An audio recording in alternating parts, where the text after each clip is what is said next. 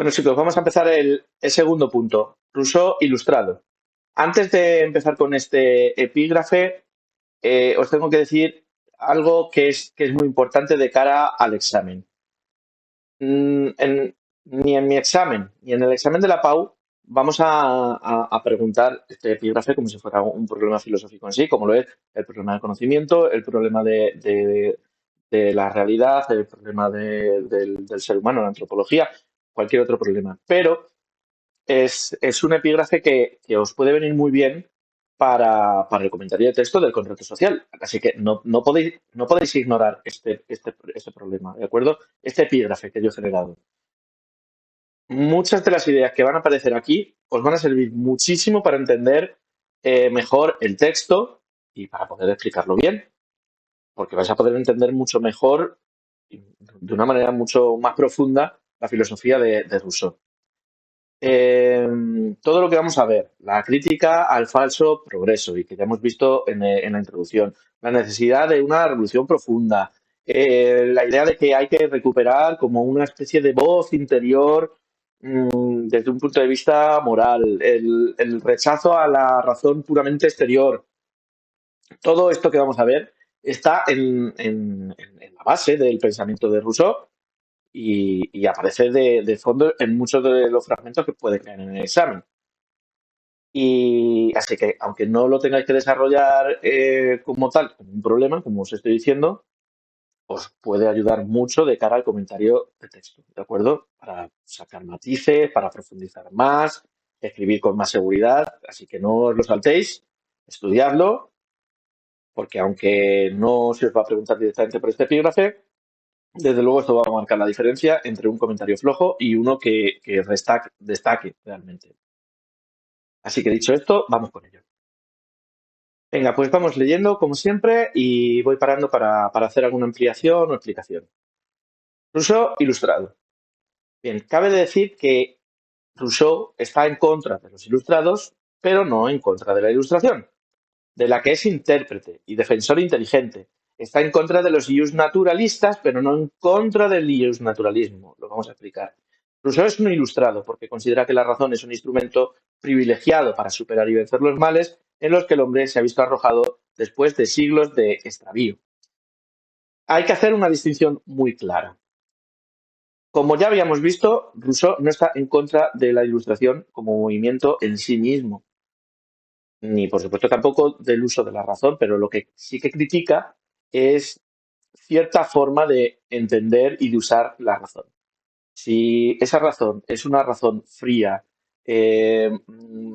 calculada, que reduzca todo a cálculo y de, bueno, pues una mera apariencia y prestigio social, Rousseau va a estar en contra de ese tipo de razón. Y si la ilustración representa eso, entonces no estaría en contra de la ilustración. Pero dice, no está en contra de la ilustración, sino en contra de los ilustrados. Es decir, que los objetivos de fondo que tiene la ilustración son la justicia, la libertad, la superación de la ignorancia, los comparte. Lo que no comparte son los medios que utilizan los ilustrados para, para llegar a estos objetivos. Y tampoco está de acuerdo con la confianza ciega del progreso técnico ni del progreso cultural en absoluto. Y pasa lo mismo con el derecho natural. No rechaza la idea de que existe una naturaleza humana con ciertos derechos básicos. Lo vamos a ver ahora a continuación. Él es naturalista, pero lo que rechaza es cómo los naturalistas de su época entienden que es esa naturaleza, porque está demasiado influida por la sociedad y por la propiedad privada. Así que la naturaleza humana, él la va a concebir de una manera muy particular y diferente a como los naturalistas de la época la concebían. La razón, desde luego, es muy importante, pero no tiene que estar, o mejor dicho, tiene que estar conectada con lo más profundo del ser humano. Y no solo con las modas del momento, con el saber académico. Tiene que ser una razón que mire hacia adentro y no tanto hacia afuera. Así que Rousseau es un naturalista porque devuelve a la naturaleza humana la garantía y los recursos necesarios para la salvación del hombre, pero está en contra de los ilustrados y los naturalistas de su tiempo, que consideraban ya comenzado el camino de la liberación.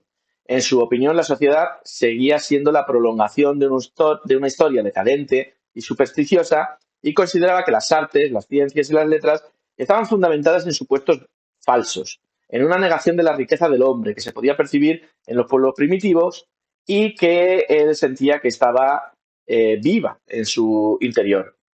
Antes de continuar, vamos a aclarar un término que es fundamental y que puede sonar un poco raro, que es el iusnaturalismo. El iusnaturalismo es una corriente filosófica que defiende que existen unos derechos básicos que todo ser humano tiene. Simplemente por ser ser humano. Son unos derechos básicos que traemos por naturaleza. Por ejemplo, el derecho a la libertad o el derecho a la vida. Esos derechos no vienen del Estado, ni vienen de una ley estricta, sino que es algo previo, es algo que forma parte de nuestra propia condición humana. Son derechos naturales, ¿de acuerdo? Entre esos derechos naturales, por ejemplo, habrá un contractualista como Locke que incluirá la propiedad privada. Rousseau estará en contra, absolutamente en contra de esta posición, ¿de acuerdo? Y en este fragmento de texto que acabamos de leer, pues vemos cómo Rousseau sí que es naturalista, aunque se enfrente a los naturalistas de su época, porque para él la naturaleza humana sí que sigue siendo clave para entender cómo deberíamos vivir, por supuesto. Lo que pasa es que no es una naturaleza basada en la razón egoísta o el derecho a la propiedad privada, como sostenía Locke, sino que es una naturaleza mucho más profunda, moral y sensible. Muchos pensadores de la época estaban convencidos de que la humanidad ya estaba en el buen camino hacia la libertad y el progreso, pero Rousseau no está de acuerdo. Y él sostiene que la sociedad sigue funcionando con mucha desigualdad, con mucha hipocresía, con mucha vanidad. Y claro, eso desde luego no es un avance, sino que eso es una señal de que esa sociedad está en decadencia. Y aquí aparece una idea muy importante. Dice Rousseau que las artes, las ciencias, las letras están construidas sobre supuestos que son falsos porque niegan lo más valioso del ser humano, y eso, lo más valioso del ser humano, permanece todavía en los pueblos primitivos y en nuestro interior, que es básicamente vivir con sencillez, sentir verdaderamente y actuar siempre sin estar pendientes del juicio externo, del juicio ajeno de los demás. Es que en la época en la que vivió Rousseau era determinante la opinión pública, determinante. Así que Rousseau sí que cree que el ser humano puede cambiarse, pero desde luego no se va a cambiar gracias a la cultura o la cultura que se daba en aquella época, sino que si el ser humano es capaz de salvarse, va a ser porque pueda volver a mirarse dentro de sí y volver a lo que queda todavía de natural en nosotros mismos. Así que, como digo, la senda de la salvación sigue otros derroteros. Es la senda del retorno a la naturaleza y, por lo tanto, de la renaturalización del hombre a través de un replanteamiento de la vida social que permita impedir el mal y favorecer el bien. La sociedad no puede curarse con simples reformas internas o con un mero progreso de las ciencias y las técnicas. Se hace necesaria una transformación del espíritu del pueblo, una completa transmutación, un cambio total en las instituciones. Rousseau escribe al rey Estanislao de Polonia, y dice: jamás se ha visto que un pueblo vuelva a la virtud después de haberse corrompido. Es inútil que busquéis destruir la causa del mal. De nada serviría eliminar los incentivos de la vanidad, del ocio o del lujo, y os esforzáis en vano por devolver a los hombres su primitiva igualdad, guardián de la inocencia y fuente de todas las virtudes. Una vez que sus corazones se hayan dañado, así permanecerán para siempre. Ya no hay ningún remedio, a no ser una gran revolución, casi tan terrible como el mal que podría curar, que sería reprobable desear e imposible predecir. Aquí Rousseau nos está dejando claro que no basta con arreglar un par de cositas en la sociedad para que el ser humano pueda vivir mejor. Rousseau Rousseau piensa que cuando el mal ya está dentro del sistema no se puede curar. O al menos no se puede curar con más ciencia o con más tecnología o con buenas intenciones. Cuando habla de renaturalización del hombre, de lo que está hablando es de volver a conectar con lo que somos por naturaleza y desvincularnos de las apariencias, el lujo o el afán de poder, desde luego. Eh, lo que pasa es que, claro, no podéis entender que esto sea irnos a vivir al bosque y apartarnos de la sociedad. Y la sociedad no hay que eliminarla totalmente o nosotros irnos fuera de la sociedad, sino que hay que repensar completamente la vida social, las instituciones y todo el espíritu del pueblo. Hay que hacer una revolución, hay que hacer una gran reforma. La cita que pongo aquí, dirigida al rey Estanislao, es muy fuerte. Lo que nos está diciendo Rousseau es que cuando un pueblo ya se ha corrompido, no hay vuelta atrás, de no ser que haya una grandísima revolución, un gran cambio. Lo que no está haciendo es pedir esa revolución que dice que sería muy terrible, como el mal que quiere combatir y que incluso sería reprobable desearla. Más bien lo que nos está pidiendo Rousseau es que pensemos acerca de el nivel de profundidad que tiene la corrupción de la sociedad de la época. O sea, que para poder hacer una verdadera reforma, un verdadero cambio en la sociedad, habría que hacer un cambio terrible, muy, muy grande, porque la corrupción es proporcionalmente grande, es también enorme, muy profunda. Así que Rousseau cree que el núcleo o sí, el interior, el corazón mismo de las personas, cuando se ha dañado, como no haya un cambio profundo de raíz, no va a poder cambiarse. Claro, y es por eso por lo que su pensamiento va mucho más allá de lo político, porque también es una crítica moral y que llama a despertar la conciencia, incluso llega a proponer una propuesta educativa para que se pueda solventar de raíz este problema. Así que es preciso, en consecuencia, que haya una gran revolución, una ruptura dolorosa y radical, como decimos. A la racionalidad ilustrada completamente exterior hay que oponer una racionalidad interiorizada que permita recuperar la voz de la conciencia. En efecto, si el salvaje vive en sí mismo, el hombre de la sociedad, siempre fuera de sí, únicamente sabe vivir a través de la opinión de los otros. Y, por así decirlo, extrae el sentimiento de su propia existencia solo del juicio de los demás. La sociedad se ha lanzado del todo hacia el exterior y el hombre ha perdido el nexo con su mundo interior. Es necesario llevar a cabo una nueva conjunción entre lo interno y lo externo para frenar ese movimiento de disolución o para desvanecer las vanas apariencias que llevan a los hombres a combatirse y oprimirse unos a otros. A tal efecto, es preciso apelar al potencial de bondad que hay en el hombre, en estado virtual, inexplorado, con el cual se puede volver a configurar el mundo social en sus dos vertientes, de manera plena y constante, sin fracturas ni conflictos. Claro, en línea de lo que acabamos de ver con el texto, Rousseau dice que sí, que hace falta una revolución, pero no puede ser una revolución política, sino que también tiene que ser interior. No habla solo de cambiar leyes y gobiernos, que también, sino que hay que conectar con el interior de uno mismo, con la propia naturaleza humana.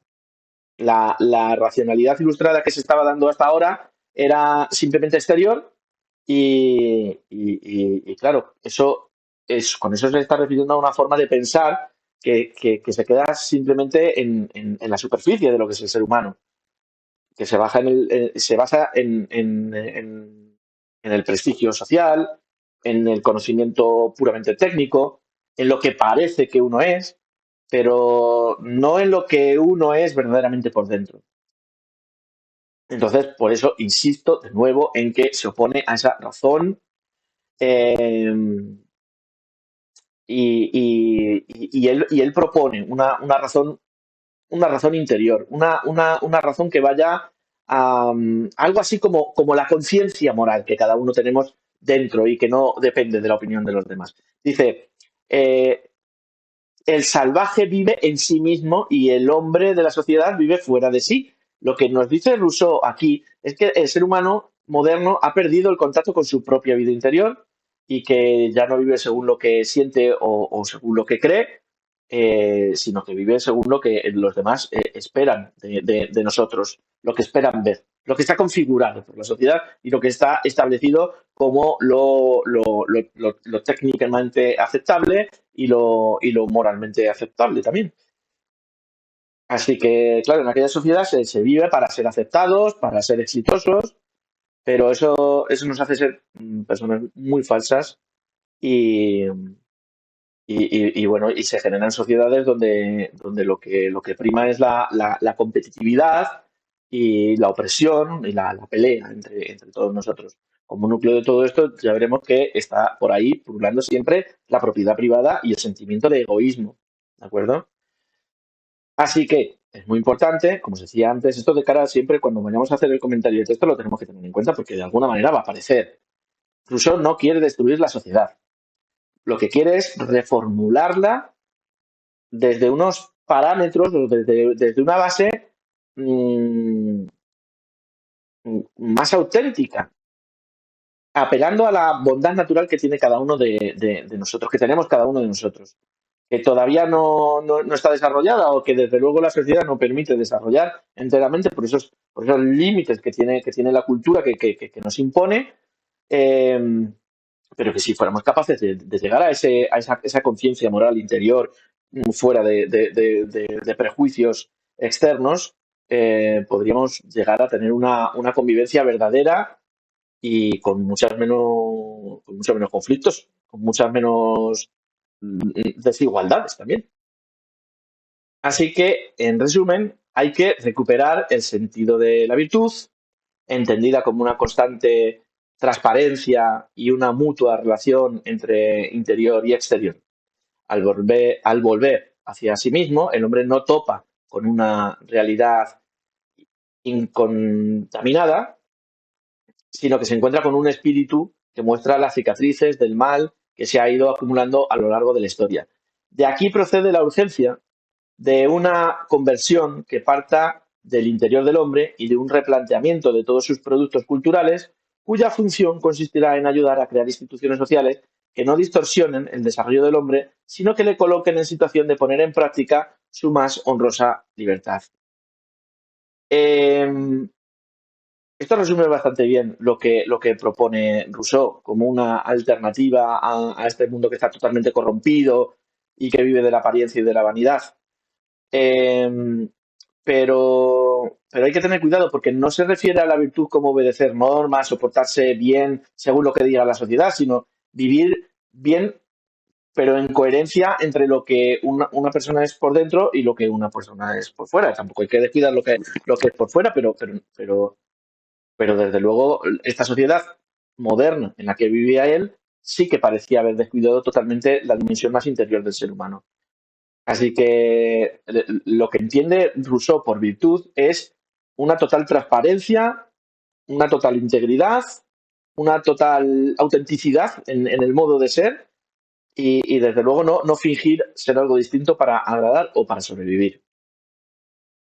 Em, Claro, pero para volver la mirada hacia nosotros mismos hay que reconocer algo que es muy importante y es lo que venimos diciendo hasta ahora, que es que el daño ya está hecho. No vamos a encontrar dentro de nosotros, en aquella sociedad moderna, desde luego, también lo podemos aplicar en nuestra sociedad contemporánea. Creo que muchos de vosotros os estaréis sintiendo bastante identificados con esto que dice Rousseau. Eh, Nosotros ya no vamos a poder, habiendo vivido en una sociedad tan corrupta y tan corrompida, encontrar dentro de nosotros mismos, no vamos a poder encontrar dentro de nosotros mismos un alma que sea pura, que sea perfecta, una conciencia brillante, sino que vamos a encontrarnos una interioridad que digamos que podríamos decir que está como herida por todo el peso de la historia que llevamos viviendo, por todos los hábitos sociales, por todas las estructuras injustas que hemos heredado. Por eso habla ahí de cicatrices del mal. Lo que pasa es que tampoco es un absoluto pesimista, no cree que todo esté perdido, pero desde la conciencia de asumir que hemos sido dañados por todo este peso de la historia, puede comenzar un cambio verdadero, pero tenemos que reconocerlo, tenemos que analizarlo, tenemos que verlo y a partir de ahí construir. El cambio tiene que ser individual, pero tiene que ser también colectivo para toda la sociedad.